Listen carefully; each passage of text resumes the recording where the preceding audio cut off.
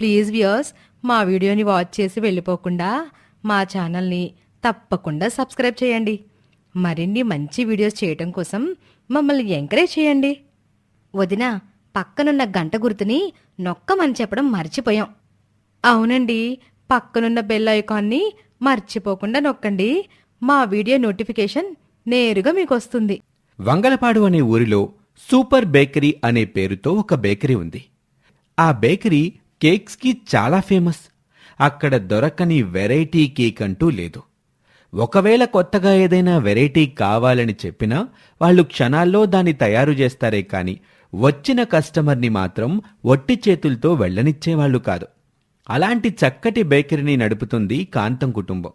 నిజానికి కాంతం కుటుంబంతో పాటు చాలా కుటుంబాలు ఆ సూపర్ బేకరీని నమ్ముకొని బ్రతుకుతున్నారు. మొదట్లో ఆ ఊళ్ళో బేకరీ లేని సమయంలో కాంతం భర్త గోవిందయ్య తాము తయారు చేసిన బ్రెడ్లు, కేకులు ఆ చుట్టుపక్కల ఊళ్ళలో షాపుకి తిరుగుతూ వ్యాపారం చేసేవాడు. కాని అతని కూతురు పుట్టిన తర్వాత బ్రెడ్లు, కేకులు తయారు చేయటం మాత్రమే తెలిసిన తనకి తను కూడా ఒక బేకరీ పెట్టుకుంటే ఆ జరిగే వ్యాపారమేదో శ్రమ లేకుండా ఒక్కచోటే కూర్చుని చేసుకోవచ్చునని ఆలోచన తట్టింది. అందుకే తన కూతురే తన అదృష్టలక్ష్మి అనుకుంటాడు అతను. ఒకసారి తన కూతురు పుట్టినరోజు కావటంతో ఇప్పటి వరకు ఎప్పుడూ తయారు చెయ్యని ఒక స్పెషల్ కేక్ని తయారు చేయించి, కాంతం, అమ్మాయి రెడీ అయ్యి వచ్చేసరికి ఒక సూపర్ స్పెషల్ కేక్ వచ్చేస్తుందే. సరిపోయిందండి.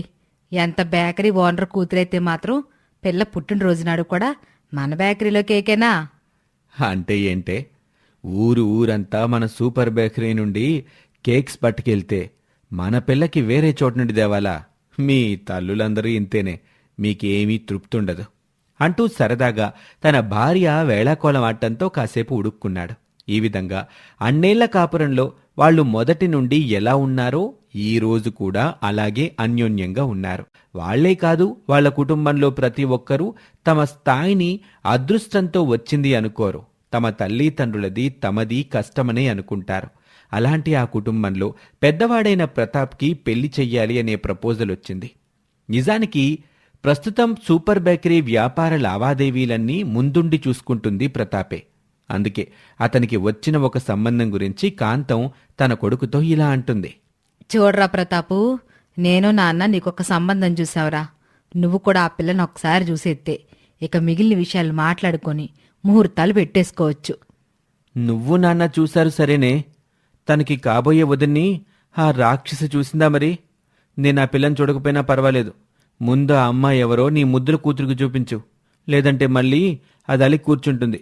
ఆ తర్వాత దాని అలక తీర్చడానికి నాకు పులుసు దిగుద్ది అని తల్లి కొడుకులిద్దరూ మాట్లాడుకుంటూ ఉండగా మధ్యలోకి వచ్చిన ఆ ఇంటి ఆడపడుచు లావణ్య తన అన్నయ్యని ఉద్దేశించి, సూపర్రా అన్నయ్య. అది ఈ ఆడపడుచంటే ఆ మాత్రం భయం ఉండాలి నీకు. రేపు పెళ్ళయ్యాక కూడా ఇదే భయం మెయింటైన్ చేయరా. లేదంటే మా వదినమ్మ ముందు నీ పరువు పోతుంది. నీకో దండమే బాబు, అలాంటి ఆలోచనలేమీ చేయమాకు. ఏ ఇంట్లో అయినా ఆడపడుచుల్ని కాస్త గారాబం చేస్తారు. కానీ మన ఇంట్లో నీకేకంగా కొమ్ములిచ్చేశారే. అందుకే ఈ యువరాణి గారి గురించి భయపడాల్సి వస్తుంది. అవును, నేను యువరాన్లం వారినే. కాని నువ్వేరా మనింటికి పాలేరువి అంటూ తన అన్నని ఆట పట్టించింది. ఈ విధంగా ఆ అన్నా చెల్లెళ్ళు సరదాగా ఉండటం ఆ ఇంటికి అలవాటైపోయిన విషయం. ఇక లావణ్య కూడా ప్రతాప్కి కాబోయే భార్యని చూసి ఒప్పుకోవటంతో ముహూర్తాలు పెట్టటం, పెళ్లి జరగటం, కొత్త కోడలు కాపురానికి రావటం అన్నీ జరిగిపోయి జానకి అనే అమ్మాయి ప్రతాప్ భార్యగా ఆ ఇంటికి కాపురానికి వచ్చింది. ఇక కొత్తగా వచ్చిన ఆ వదినగారికి ఆ ఇంటి అల్లరి మరదలు లావణ్యకి చాలా బాగా జట్టు కుదిరిపోయింది. అందుకే ఆ వదినా మరదళ్ల సందడి ఆ ఇంట్లో చాలా ఎక్కువైపోయింది. ఒకరోజు ప్రతాప్తో అతని తల్లి కాంతం, ఓరే ప్రతాపు, పెళ్ళయి ఏడాదిగా వస్తుంది. నీకు కోడలికి మధ్య సఖ్యత బాగానే ఉంది కదా? లేదా ఏవైనా గొడవలో పేచీలున్నాయా? అదేంటమ్మా అలా విచిత్రంగా అడిగా? నీకెందుకొచ్చిందా అనుమానం? మరేమీ లేదురా. నువ్వు కోడలి పిల్ల మీ పెళ్ళైన కొత్తలో బాగా సరదాగున్నట్టు కనిపించేవాళ్ళు. కానీ ఇప్పుడు బయటున్నప్పుడు పెద్దగా మాట్లాడుకుంటున్నట్టు కనిపించట్లేదు. అందుకే లోపల గదిలో మీ మధ్య ఏమైనా గొడవలున్నాయా అని అడిగాను. ఒకవేళ అలా ఏదైనా ఉంటే చెప్పరా, నేను కోడల పిల్లతో మాట్లాడతాను. ఏ పేచీలైనా చిగురుగా ఉన్నప్పుడు తుంచేసుకోవాలి.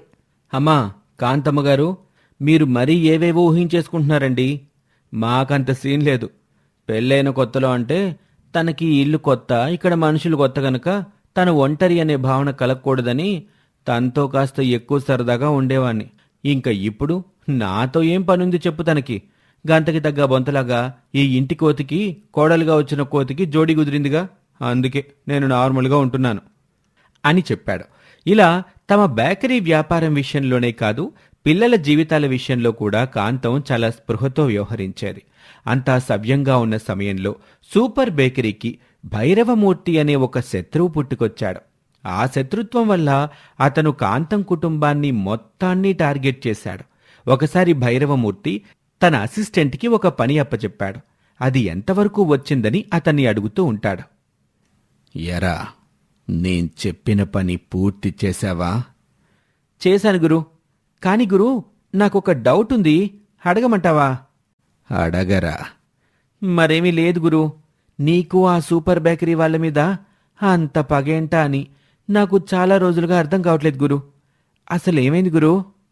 సూపర్ బేకరీ అంటే మన చుట్టుపక్కల అన్ని ఊళ్ళల్లోకెల్లా చాలా మంచి పేరున్న బేకరీరా. అలాంటి బేకరీ వాళ్ళు మనతో చెయ్యి కలిపితే మన చీకటి వ్యాపారాలు చక్కగా వెలుతుర్లో చేసుకోవచ్చు. అందుకే ఒక మంచి డీల్తో నేను వాళ్ళ దగ్గరికెళ్తే కాదు పొమ్మన్నాడు ఆ ప్రతాప్ గాడు. అందుకే ఎలాగైనా ఆ సూపర్ బేకరీ వాళ్ళని దెబ్బ కొట్టి ఆ బ్రాండ్ని నా చేతిలోకి తీసుకోవాలి. ఆ బ్రాండ్ని మడ్డు పెట్టుకుని నా వ్యాపారాలు నేను చేసుకోవాలి అని తన దుర్బుద్ధితో పక్కా ప్లాన్ ప్రకారం సూపర్ బేకరీని చూసుకునే కాంతం కొడుకు ప్రతాప్ని కొన్ని కేసుల్లో ఇరికించి అతన్ని జైల్లో పెట్టించాడు. ఆ తరువాత తనకున్న పలుకుబడితో కాంతం కుటుంబానికి ఊపిరాడకుండా చేసి వాళ్లకున్న అన్ని దారుల్ని మూసేసి చివరికి ఆ కుటుంబానికి ఎవరి అండా అందకుండా చేశాడు. దాంతో కట్టుబట్టలతో ఆ కుటుంబం రోడ్డున పడింది.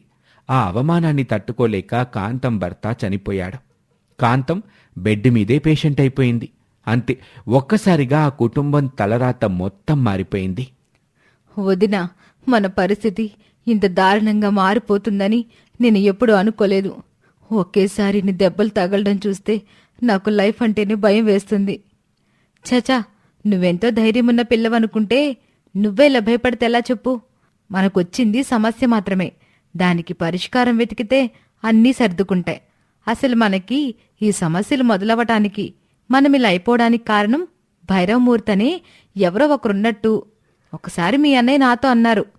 అసలు అతను ఎవరు, మనల్ని ఎందుకు టార్గెట్ చేశాడో తెలుసుకుంటేనే మనం ఈ తలనొప్పుల నుండి బయటపడగలం అని తన మరదలికి ధైర్యం చెప్పి అసలు తమ పతనానికి కారణం ఎవరా అని ఆరా తీయసాగింది. దాంతో భైరవమూర్తి డొంక కదలటం మొదలైంది. అలా అతి తక్కువ సమయంలోనే తమ శత్రువు బలాలని బలహీనతల్ని తెలుసుకుంది ఆ తెలివైన వదిన. అందుకే తను వేసిన ప్లాన్ గురించి తన మరదలతో చెప్తూ, చూడు మరదలా, మన పరిస్థితిని ఇలా చేసిన ఆ భైరవమూర్తిని మనం తెలివిగా దెబ్బ కొడదాం. ఎలా వదినా? సూపర్ బేకరీ అని మనం సంపాదించుకున్న బ్రాండ్ని అడ్డం పెట్టుకునే వాడు అడ్డమైన వేషాలు వేస్తున్నాడు. కాబట్టి ఆ బేకరీ ప్రస్తుతం మన అండర్లో లేదు, దాని యజమాని మారిపోయాడని మనం న్యూస్ స్ప్రెడ్ చేయాలి. అలా చేస్తే మనకి ఏంటి లాభం? మనకున్న బ్రాండ్ నేమ్ వల్లే కదా వాడు చీకటి వ్యాపారాల్ని మన కేక్స్, బేకరీ ప్రొడక్ట్స్ రూపంలో చేసుకుంటున్నాడు. ఇలా జరిగితే జనంలో మన బ్రాండ్ నేమ్ కాస్త డ్యామేజ్ అవుతుంది. దానితో అతనికి ప్రాబ్లమ్స్ వస్తాయి అని వదినగారు చెప్పిన ప్లాన్ ప్రకారం లావణ్య తన ఫ్రెండ్స్ సహాయంతో సోషల్ మీడియాని వాడుకొని సూపర్ బేకరీ చేతులు మారింది అన్న వార్తని వైరల్ చేయించింది. అది అతి తక్కువ సమయంలోనే సూపర్ బేకరీ బ్రాండ్ మీద జనాలకి అనుమానాలు వచ్చేలా చేసింది. ఆ సమయాన్ని క్యాష్ చేసుకోవటానికి తన రెండవ ప్లాన్ ప్రకారం, మరదలా, మన ఫస్ట్ ప్లాన్ చూసావా ఎలా వర్కౌట్ అయ్యిందో? అవును దినా, మరి మన సెకండ్ ప్లాన్ ఏంటి? ఇప్పుడు మన సూపర్ బేకరీ వాళ్ళు కొత్తగా ఆవు పేడతో ఆయుర్వేదిక్ కేక్ని అందుబాటులోకి తెచ్చారనే పుకార్ని మనం పుట్టించాలి. ఆవు పేడతో కేక్ ఏంటొదినా? జనం నమ్ముతారంటావా? నమ్మేవాళ్ళు నమ్ముతారు, అనుమానించేవాళ్ళు అనుమానిస్తారు. ఎవరేది చేసినా సూపర్ బేకరీ పేరు మీద వాడు చేస్తున్న చీకటి వేషాల గుట్టు మాత్రం బయటపడుతుంది. అందుకే మనం ఆవు పేడ కేక్ని సృష్టిద్దాం అని చెప్పటంతో అసలు లేని ఒక ఐటెం ఆవు పేడతో కేక్ని మళ్లీ సోషల్ మీడియాలో స్ప్రెడ్ చేయించింది వదిన. దాంతో చాలామంది అదేదో కొత్త ఐటెం అనుకుని దాన్ని టేస్ట్ చెయ్యాలనుకుంటే మరికొందరు ఆ ఐటెం మీద ఫుడ్ కార్పొరేషన్కి కంప్లైంట్ ఇచ్చారు. దాంతో కేకుల మధ్యలో పెట్టి తను చేస్తున్న చీకటి వ్యాపారాల గుట్టు కాస్త బయటపడింది. భైరవమూర్తి నార్కోటిక్స్ కేసులో అరెస్ట్ అయ్యాడు. మన ప్లాన్ వర్కౌట్ అయింది మరదలా. ఇప్పుడు మీ అన్నయ్యకి ఆయన మీద ఆరోపించబడిన కేసులకి సంబంధం లేదని మనం సంపాదించిన ఆధారాలతో కోర్టుకు వెళ్దాం, ఆయన్ని బయటికి తెచ్చుకుందాం అని వదిన చెప్తుంది. ఈ విధంగా ఆవు పేడతో కేక్ అనే కొత్త ఐటెం పేరు చెప్పి తమని డిస్టర్బ్ చేసిన చీకటి వ్యాపారి భైరవమూర్తిని కటకటాల వెనక్కి పంపారు ఆ వదిన మరదలిద్దరు. ఇది వాల్టి కదా, వదిన మరదల్ల ఆవు పేడ కేక్. ఈ స్టోరీ మీద మీ అభిప్రాయాన్ని కామెంట్ రూపంలో చెప్పండి. అలాగే ఇప్పటి వరకు మీరు మా ఛానల్ని సబ్స్క్రైబ్ చేసుకోకపోతే వెంటనే సబ్స్క్రైబ్ చేసుకోండి. Thank you for watching. Ulavapadu అనే ఊరిలో గంగమ్మ కొడుకులు అని పిలువబడే 3 అన్నదమ్ములున్నారు. అందులో పెద్దవాడు మూర్తి, రెండవవాడు సింహాచలం, మూడవవాడు సన్యాసిరావు. అదేంటి వీళ్ళ ముగ్గురికి విడివిడిగా పేర్లుండగా గంగమ్మ కొడుకులు అని ఎందుకు అంటున్నాననుకుంటున్నారా? అయితే మీకు గంగమ్మ గురించి తెలియాల్సిందే. అలా తెలియాలంటే ఆ ఊళ్ళో చిన్న చిన్న కిల్లీ కొట్ల దగ్గర నుండి పెద్ద పెద్ద బట్టల షాపు యజమానుల వరకు ఎవ్వరినడిగినా గంగమ్మ గురించి చెప్తారు. 2 వ్యక్తులు గంగమ్మ గురించి మాట్లాడుకుంటూ ఉంటారు. 3 ఏళ్ల క్రితం చనిపోయిన గంగమ్మని అందరూ లక్కీ గంగమ్మ అని పిలిచేవాళ్ళు. ఆమె గుడి బయట కొబ్బరికాయలవి అమ్మే వ్యాపారం చేస్తుండేది. గుళ్ళోకెళ్లే ముందు ఆమె కొట్లో కొబ్బరికాయ కొనిల్లి ఆ దేవుడికి తమ కోరిక వినవించుకుంటే ఆ కోరిక ఖచ్చితంగా నెరవేరేదంట. అందుకే అందరూ ఆమెని లక్కీ గంగమ్మ అని పిలిచేవాళ్ళు. జనానికి ఇంకా పనే ఉండదులేరా, ఇలాంటి పుకార్లు మూఢనమ్మకాలే నమ్ముతారు. లేకపోతే ఒక మనిషి షాపులో కొబ్బరికాయ కొంటే పనులు అవడం ఏంటి? ఇదంతా గంగమ్మ తెలివిగా పుట్టించిన మార్కెటింగ్ రూమర్రా. నీలాగే చాలామంది మేధావులు అలాగే తీసిపడేశారు. కానీ తర్వాత రాజకీయ నాయకులతో సహా చాలామంది ఆ లక్కీ గంగమ్మ చేతుల మీదుగా కొబ్బరికాయలు తీసుకెళ్లి తమ పనులు విజయవంతం చేసుకునేవాళ్ళు. ఇలా అసలు ఉన్న విషయాన్ని చెప్పటం ముగించాడు. అంత ప్రాచుర్యం పొందిన వ్యక్తి పిల్లలు కనుకే ఆమె కొడుకులకి ఆమె పేరుతోటే ఎక్కువ గుర్తింపుంది. అలా గంగమ్మ కొడుకుల్లో పెద్దవాడైన మూర్తికి ఆమె బ్రతికుండగానే పెళ్లి చేసింది. ఆ వచ్చిన పెద్ద కోడలు మాలతి కూడా చక్కటి అనుకూలవతైన ఇల్లాలు. అందుకే తన అత్తగారినే కాదు, ఉన్న 2 మరుదుల్ని కూడా కన్నబిడ్డల్లా చూసుకునేది. అందుకే గంగమ్మ బ్రతికున్నప్పుడే ఇంటి పెత్తనమంతా పెద్ద కోడలు మాలతికి అప్పగించేసింది. తనతో సహా ఇంట్లో ఎంతమంది సంపాదన ఉన్నా అందరూ నెలకొచ్చేసరికి డబ్బులు తెచ్చి ఆ ఇంటి పెద్ద కోడలికి ఇవ్వాల్సిందే అని రూల్ పెట్టింది గంగమ్మ. అలా అత్తగారు తన మీద ఉంచిన నమ్మకానికి మాలతి ఎప్పుడూ మచ్చ తీసుకురాలేదు. ఇక అత్తగారి తరువాత కూడా ఆ ఇంట్లో అదే పద్ధతి నడుస్తుంది. ఒకరోజు మాలతి తన భర్త మూర్తితో, ఎవండి, మన మరుదులిద్దరికీ స్థిరమైన ఉద్యోగాలున్నాయి కనుక ఇక వాళ్ళకి సంబంధాలు చూద్దామండి. 6 నెలల వ్యత్యాసంతో ఇద్దరికి పెళ్లిళ్ళు జరిపించేస్తే వాళ్ళ పాటలేదో వాళ్ళు పడతారు కదా. సరే శ్రీమతి, ఈ ఇంటికే నిన్ను బాస్ని చేసింది మా అమ్మ గంగమ్మ. ఇంకా గంగమ్మ పెద్ద కోడలు చెప్పింది జరగకపోతే ఏమైనా ఉందా? చాలండి మీ పరాచకాలు అంటూ బొంగమూతి పెట్టుకుంది మాలతి. ఈ విధంగా మరుదులకి పెళ్లిళ్ళయ్యే వరకు తమకి పిల్లలు వద్దనుకున్న త్యాగమూర్తి ఆ ఇల్లాలు. ఇక కళ్యాణం వచ్చినా కక్కొచ్చినా ఆగదు అన్నట్టు ఆ మరుదులిద్దరికీ సంబంధాలు వెతకటం మొదలుపెట్టిందో లేదో ఇంట్లో అందరికీ నచ్చే విధంగా ఉన్న 2 సంబంధాలు దొరికాయి. అందుకే పెద్ద మరిది సింహాచలానికి మొదట పెళ్లి జరిపించారు మూర్తి దంపతులు. ఆ వచ్చిన కోడలు లలిత కూడా చదువుకున్న పిల్లే కావడంతో ఆ ఇంటి పద్ధతులకి త్వరగానే అలవాటు పడింది. అలా ఆ తోటి కోడలిద్దరూ ఇంటిని చక్కగా మెయింటైన్ చేస్తున్నారు. మరో 6 నెలలు గడిచాక రెండవ మరిది సన్యాసిరావుకి కీర్తన అనే పల్లెటూరమ్మాయితో పెళ్లి జరిపించారు. ఇంకా ఆ పిల్ల ఇంట్లో కడుగుపెట్టిన దగ్గర నుండి ఆ కుటుంబానికి అసలైన సమస్యలు మొదలైనట్లయింది. అనుకోకుండా ఒక రోడ్ యాక్సిడెంట్లో పెద్దన్న మూర్తి చనిపోయాడు. ఆ బాధ నుండి అందరూ తేరుకుంటూ ఉండగా ఒకరోజు కీర్తన తన భర్తతో ఇలా అంటుంది, బావా, అసలు మీ ఇంటి పద్ధతి ఏంటో నాకు తెలియట్లేదు బావా. మొగుడు చచ్చిపోయి మూల కూర్చున్న అక్క చేతికే నువ్వు బావగారు డబ్బులిస్తారేటి? ఏ, నేను చిన్నక్క ఈ ఇంటి కోడలం కాదా? లేకపోతే మాకు ఇల్లు నడపడం రాదా? చూడు కీర్తన, నువ్వొక పల్లెటూరి బైతువి. నీకివన్నీ అర్థం కావు. నీకు అర్థమయ్యేలా చెప్తాను, విను. వదినమ్మ చేతుల మీదుగా ఇల్లు నడవాలనే పద్ధతి పెట్టింది మా అమ్మ గంగమ్మ. కాబట్టి ఆమె ఉన్నా లేకున్నా ఆ పద్ధతి మాత్రం మారదు అని తేల్చి చెప్పేసరికి కీర్తన అనుకున్న పాచిక పారలేదు. అందుకే తన రెండవ తోటికోడలు లలితని కదపటం మొదలుపెట్టింది మెల్లిమెల్లిగా. ఎంత చదువుకున్నదైనా రోజు చెవిలో జోరీగలాగా తమ పెద్ద తోటికోడలి గురించి ఏదో ఒకటి చెబుతూ ఉంటే చివరికి లలిత మీద కూడా కీర్తన మాటలు పనిచేశాయి. అందుకే ఆ తోటికోడలిద్దరూ తమ తమ భర్తలతో వారి జీతాలని తమకే ఇవ్వమని, ఇంటిని తామే నడుపుతామని గొడవకి దిగారు. అసలేమైందే మీ తోటికోడలిద్దరికీ? ఈ మధ్య ఇలా తయారయ్యారు? మా వదినమ్మ చేతుల మీదుగా ఈ ఇల్లు నడవాలి, అది అలాగే నడుస్తుంది. ఆ పద్ధతి మా అమ్మ ఉండగా మొదలైంది, మా అన్నయ్య ఉండగా నడిచింది. ఇక ముందు కూడా మా వదినమ్మే ఈ ఇంటికి పెద్ద దిక్కు అంటూ తన అన్నదమ్ములిద్దరూ తమ భార్యలకి గట్టిగా బదిలిస్తారు. ఆ భార్యాభర్తలిద్దరూ తమ వాదనని అంతే గట్టిగా వినిపిస్తూ ఉంటారు. అలా ఆ ఇంట్లో అంత రాద్ధాంతం జరగటం తన గదిలో ఉన్న పెద్ద కోడలు మాలతి చెవిన పడింది. అప్పుడు మాలతి తన మనసులో ఇలా అనుకుంటుంది. పాపం, నా కారణంగా మరుదులిద్దరి కాపురాల్లో గొడవలు దేనికి? ఆయనే పోయాక ఈ ఇంట్లో నేను ఉండి మాత్రం ఏం ప్రయోజనం? ఇప్పుడు మరుదులిద్దరూ పెద్దవాళ్ళైపోయారు. తమ బ్రతుకులు వారు బ్రతకగలరు. నేను నా బ్రతుకుని ఎక్కడో ఒక చోట నెట్టుకొస్తే సరిపోతుంది అని మాలతి అనుకుని ఒకరోజు తన మరుదులు తోటికోడళ్లతో ఇలా అంటుంది. చూడండయ్యా మరుదులు, మీ అన్నయ్య పోయాక నాకిదే ఇంట్లో ఉంటే అస్తమాను ఆయన జ్ఞాపకాలే గుర్తొస్తున్నాయి.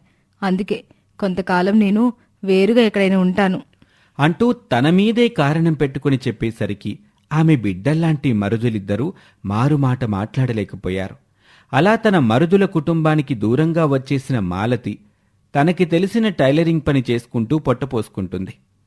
స్వతహాగా ఆమెకున్న మంచి మనసు, పక్కవారి మేలు కోరుకునే గుణం వల్ల ఆ చుట్టుపక్కల జనం, చాలామంది ఆడవాళ్లు మాలతి దగ్గరే బ్లౌజులు, డ్రెస్సులు కుట్టించుకుంటూ ఉండేవాళ్లు. అలా గంగమ్మ పెద్ద కోడలిగా ఆమెకున్న బ్రాండు ఆ సమయంలో బాగా ఉపయోగపడింది. మరోవైపు ఉద్యోగాలు చేసుకుంటున్న మరుదులిద్దరూ ఆర్థికంగా ఎదగటానికి చిన్నగా వ్యాపారం చెయ్యాలనే ఆలోచనలో ఉన్నారు. అందుకే తమ వదినమ్మ ఆశీర్వాదం కోసం వచ్చి ఆమెకు విషయం చెప్పారు. అప్పుడామె సంతోషంగా, ఆలోచన మంచిదే కానీ ఇప్పటికిప్పుడు ఉన్న ఉద్యోగాలు మానేసి ఇలా వ్యాపారాలంటే? అవును, ఈ విషయం చెల్లెలిద్దరికీ చెప్పారా? చెప్పడమేంటోదినా? అసలు ఉద్యోగాలు మానేసి వ్యాపారాలు మొదలు పెట్టమని ఆ తోటికోడలిద్దరే పోరేస్తున్నారు. వాళ్ళ పుట్టింటి నుండే పెట్టుబడికి డబ్బులు కూడా తెచ్చారు. మరి ఇంకేమయ్యా, చక్కగా వెన్నంటి ప్రోత్సహించే భార్యలున్నారు కదా, చక్కగా వ్యాపారాలు చేసుకోండి. కానీ ఒక్క విషయం, అత్తయ్య గారి పేరు చెడిపోయే పరిస్థితి మాత్రం ఎప్పటికీ రానివ్వకండి. వదినమ్మా, నువ్వు మన ఇంటి అదృష్ట లక్ష్మివి. నీ ఆశీర్వాదం ఉంటే చాలు, అన్నీ సవ్యంగా జరిగిపోతాయి అంటూ తమ వదినమ్మ ఆశీర్వాదం తీసుకుని వెళ్ళిపోయారు. అలా తాము అనుకున్న వ్యాపారంలో అతి తక్కువ సమయంలోనే గంగమ్మ ఇద్దరు కొడుకులు చక్కగా రాణించారు. మరోవైపు గంగమ్మ పెద్ద కోడలు తన కుట్టు మిషన్ పనితనంతో రెక్కలు ముక్కలయ్యేలా కష్టపడుతుంది. ఆమె అదృష్టమో ఆమె కష్టానికి గుర్తింపో ఏమో తెలియదు కానీ మాలతి టైలర్గా పెద్దగా సంపాదించలేకపోతున్నా పెద్ద పెద్ద ధనవంతుల ఖాతాలు ఆమెకుండేవి. ఆమె మంచితనం, డబ్బు మీద ఆశ లేనితనం వల్ల ఒకసారి ఆమె దగ్గరకు ఎవరొచ్చినా ఆమెను విడిచిపోవటం లేదు.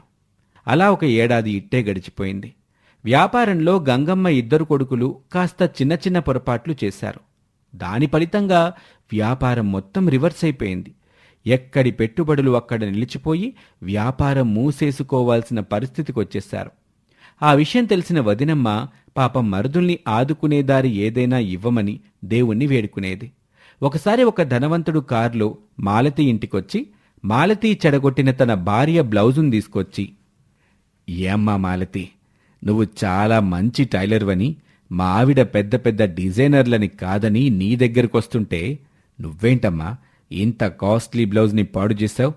ఇలా అని నీ మీద కోపడ్డానికి రాలేదమ్మా నేను. ఇన్ని రోజుల్లో నీ వల్ల ఎప్పుడూ పొరపాటు జరగలేదు. అలాంటిది ఇప్పుడొక పొరపాటు జరిగిందంటే నీకేదైనా సమస్య వచ్చుండాలి. ఆ డిస్టర్బెన్స్లోనే అలా జరిగుంటుంది అనుకుంటున్నాను. అవును సార్, అదేదో పరధ్యానంలో అలా చేశాను. మళ్ళీ మీ భార్య గారికి అదే రకం బ్లౌజ్ పీస్ తీసుకొచ్చి బాగా కుడతాను. దానికి మీరేమీ డబ్బులివ్వనక్కర్లేదు. తప్పు జరిగింది నా వల్లే కాబట్టి. చూడమ్మా, నీకు ఇందాకే చెప్పాను, నీ వర్క్ బాగుంది కనుకే నా భార్య నీ దగ్గరికొస్తుంది. పైగా వచ్చే నెలలో నా చెల్లెలి పెళ్ళుంది. అప్పటికి చాలా వర్క్ ఉంటుంది. పైగా అదెంతో ప్రెస్టీజ్ మ్యాటర్ మాకు. అందుకే అప్పటికి నువ్వు ప్రశాంతంగా పనిచేయాలంటే నీకొచ్చిన ఇబ్బందేంటో చెప్పు. నా వల్లైతే నేను తీరుస్తాను అని అడగటంతో చాలాసేపు తటపటాయించి చివరికి తన మరుదులకొచ్చిన కష్టం తనని ఎంతగా డిస్టర్బ్ చేసిందో చెప్పింది మాలతి. ఏ చిన్న అవకాశం ఉన్నా వాళ్ళని కష్టం నుండి బయట వేయటానికి సిఫార్సు చేయమని అడిగింది. అప్పుడా ధనవంతుడు, అసలిది నాకు చాలా చిన్న విషయం తల్లి. దీనికి నేను ఎవరికి రికమెండ్ కూడా చేయనక్కర్లేదు. నా కంపెనీ షేర్స్ నుండి 1% షేర్ని మీ మరుదుల కంపెనీకి ట్రాన్స్ఫర్ చేస్తే చాలు. వాళ్ళ వ్యాపారానికి ఏ అడ్డంకులు ఉండవు. కాబట్టి ఇక వారి సమస్య గురించి మరిచిపోయి మా ప్రెస్టేజ్ కాపాడే పనిలో ఉండు అని చెప్పి తను మాట ఇచ్చినట్టుగానే గంగమ్మ ఇద్దరి కొడుకుల కంపెనీలకి తన కంపెనీ షేర్ ఒకదాన్ని ట్రాన్స్ఫర్ చేస్తున్నట్టు అనౌన్స్ చేశాడు. దాంతో అప్పటి వరకు స్తంభించిపోయిన వాళ్ల వ్యాపారంలో గొప్పగా స్పీడొచ్చింది. తాము చేసిన పొరపాటుని వాళ్ళు సరిదిద్దుకోవటానికి రాత్రింపగళ్ళు కష్టపడ్డారు. చివరికి తమని ఆదుకున్న ఆ ధనవంతుడికి కృతజ్ఞతలు చెప్పటానికి వెళ్ళినప్పుడు ఆ వ్యక్తి, చూడండి బాబూ, నేను మీకు చేసింది పెద్ద హెల్పేమీ కాదు. అయినా మీరు థ్యాంక్స్ చెప్పాల్సింది నాకు కాదయ్యా, మీ వదినమ్మ మాలతికి.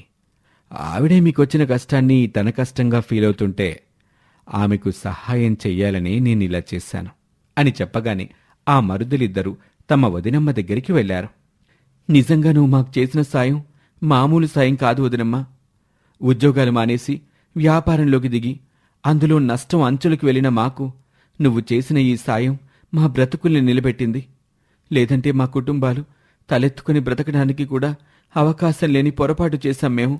చూడండి మరుదులు, నేను మీకు ఎప్పుడో చెప్పాను, గంగమ్మ కొడుకులు ఏ తప్పు చేసినా పొరపాటు చేసినా చెడిపోయేది ఆవిడ పేరే అని. అందుకే ఇక నుండైనా జాగ్రత్తగా ఉండండి. ఇక నేను చేసిన సహాయం అంటారా, అది నా బాధ్యతయ్యా అంటూ అంత గొప్ప సహాయం చేసి కూడా తనకేమీ తెలియనట్టు సాధారణంగానే ఉండిపోయింది ఆ వదినమ్మ. ఇది ఇవాల్టి కథ, వదినమ్మ సహాయం. మరొక ఆసక్తికర కథలో మళ్ళీ కలుద్దాం. మీ అభిప్రాయాన్ని కామెంట్ చేయండి. మీ స్నేహితులతో మా కథని పంచుకోండి. అలాగే మా ఛానల్ని సబ్స్క్రైబ్ చేసుకోవటం మర్చిపోకండి. Thank you for watching. కోపం తగ్గదు. కోపంతో రగిలిపోతూ సుందరిని పోలీస్ స్టేషన్కు తీసుకెళ్తాడు. ఎస్ఐకి అంతా విషయం చెప్పి తన భార్య సుందరిని జైల్లో పెట్టేలా చేస్తాడు. జైలు పాలైన సుందరి తాను చేసిన పనికి తలదించుకొని బాధపడుతూ ఉంటుంది. ఇక ఇంటికొచ్చిన రమేష్ చాలా బాధతో ఉంటాడు. అంజీ, రవీంద్ర ఇద్దరూ రమేష్ని చూసి దిగులుపడి ఉంటారు.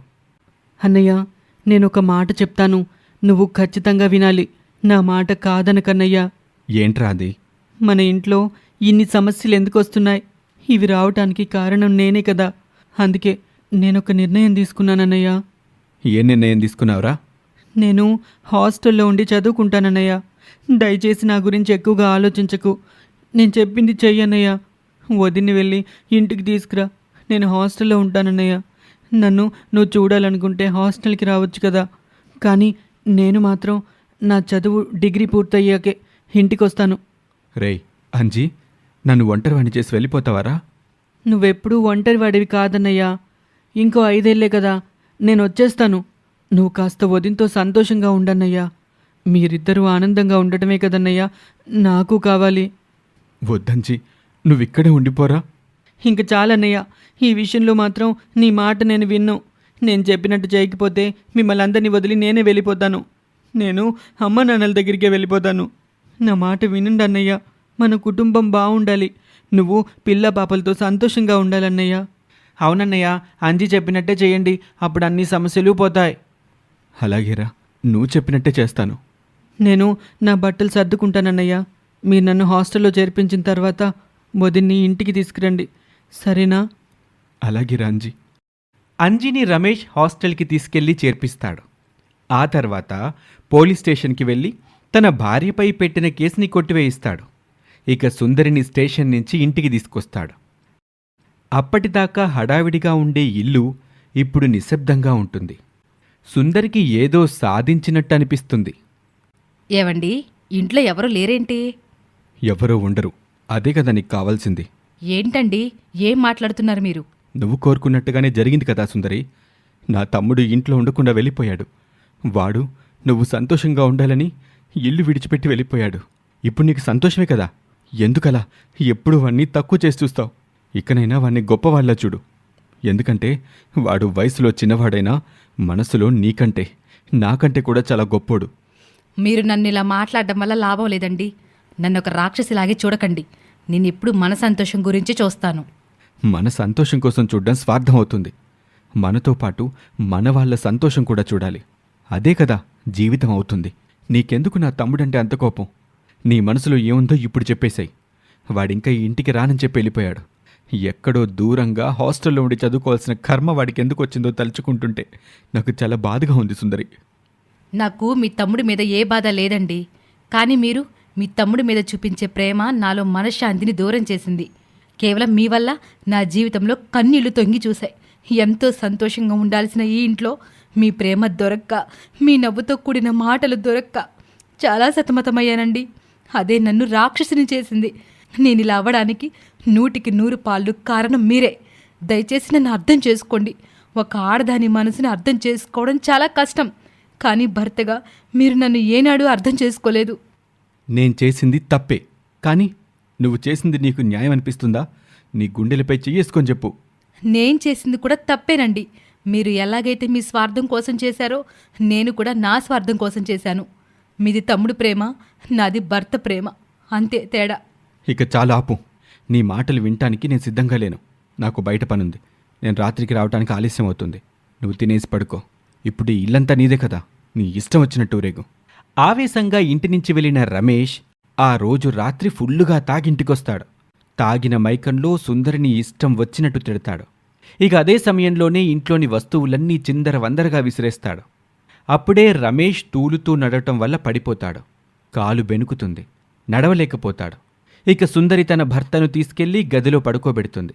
బాగా నిద్రపోయిన తర్వాత మరుసటి రోజు ఉదయాన్నే రమేష్ నిద్రలేస్తాడు. నిద్రలేచాక నడవటానికి ప్రయత్నిస్తాడు, కానీ నడవలేడు. కాలు బెనికుండటం, అక్కడక్కడా కాస్త చిన్నపాటి గాయాలవ్వటం వల్ల రమేష్కి ఒళ్ళు నొప్పులు బాగా ఎక్కువ అవుతాయి. సుందరి, సుందరి! వస్తున్నానండి. ఇదిగోండి, కాఫీ తీసుకోండి. నాకేమైంది? నేనెందుకు నడవలేకపోతున్నాను? మీరు రాత్రి పడిపోయారండి. నన్ను కొట్టడానికి వస్తూ ఇంట్లో సామాన్లన్నీ కింద పడేస్తూ చాలా గొడవ చేశారు మీరు. తాగిన మత్తులో మీకేం గుర్తులేదనుకుంటా. ఆ తర్వాత ఏమైంది? మీ కాళ్ళు బెనకడం వల్ల నడవలేకపోయారు. నేను మిమ్మల్ని తీసుకొచ్చి ఇదిగో మన గదిలో పడుకోబెట్టాను. అబ్బా, నాకు తలనొప్పి ఎక్కువగా ఉంది. నా వల్ల కావట్లేదు. నా శరీరాన్ని ఎవరో నలిపేసినట్టుగా ఉంది సుందరి. మనం హాస్పిటల్కి వెళ్దాం పదండి. ముందు మీరు స్నానం చేయాలి, తర్వాత టిఫిన్ చేద్దామండి. మిమ్మల్ని హాస్పిటల్కి తీసుకెళ్తాను. సుందరి తన భర్తని పట్టుకుని స్నానం చేయిస్తుంది. చిన్నపిల్లాన్ని ముస్తాబు చేసినట్టుగా బట్టలు వేసి ముస్తాబు చేస్తుంది. టిఫిన్ కూడా సుందరే తినిపిస్తుంది. అప్పటి వరకు ఆ పనులేవీ చెయ్యని సుందరికి చాలా ఆనందంగా ఉంటుంది. రమేష్ కూడా కాస్త ప్రేమానుభూతి పొందుతాడు. రమేష్ని తయారు చేయించి ఆసుపత్రికి తీసుకెళ్తుంది సుందరి. డాక్టర్ రమేష్ని బాగా పరీక్షిస్తాడు. మరేం పర్వాలేదమ్మా, కాస్త అక్కడక్కడ దెబ్బలు తగిలాయి అంతే. నేను కొన్ని మందులు రాసిస్తాను, వాటిని తీసుకొని వాడండి. బాధపడాల్సిన పని లేదు. డాక్టర్ గారు, మా ఆయన నడవడానికి ఎన్ని రోజులు పడుతుందండి? అది చెప్పటం కష్టమమ్మా. మందులు వాడి చూడండి, వారం రోజుల్లో తగ్గొచ్చు. కానీ అప్పటి వరకు కాలుని మాత్రం కదపకుండా పెట్టుకోవాలి, సరేనా? సరే డాక్టర్ గారు. సుందరి తన భర్త రమేష్ని ఇంటికి తీసుకొస్తుంది. ఇంట్లో తన భార్య చూపిస్తున్న ప్రేమను చూసి రమేష్ కాస్త బాధపడతాడు.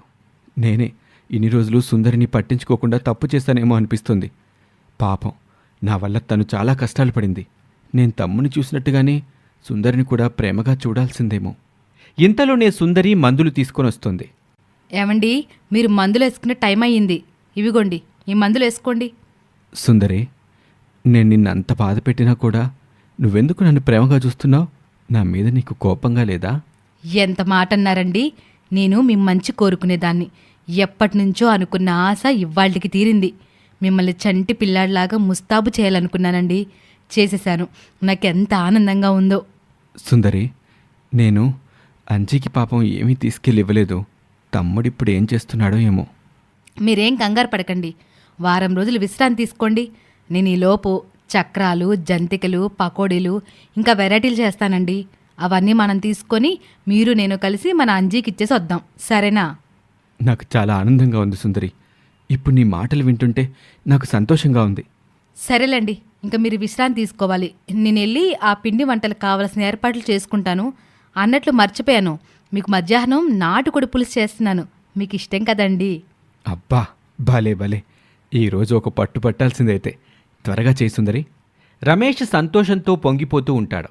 ఇక సుందరి వంటగదిలోకి నడుస్తుంది. వంటగదిలో ఎవ్వరికీ కనిపించకుండా దాచిపెట్టిన విషం బాటిల్ని తీసుకొని చూస్తూ పైశాచిక ఆనందంతో సుందరి నవ్వుతూ ఉంటుంది. ఆ విషం బాటిల్నే చూస్తూ మురిసిపోతూ ఉంటుంది. ఇక ఆ తర్వాత ఏం జరుగుతుందో నెక్స్ట్ ఎపిసోడ్లో తెలుసుకుందాం. ఈ వీడియో మీకు నచ్చితే లైక్ చేసి వెంటనే మా ఛానల్ని సబ్స్క్రైబ్ చేసుకోండి. Thank you for watching.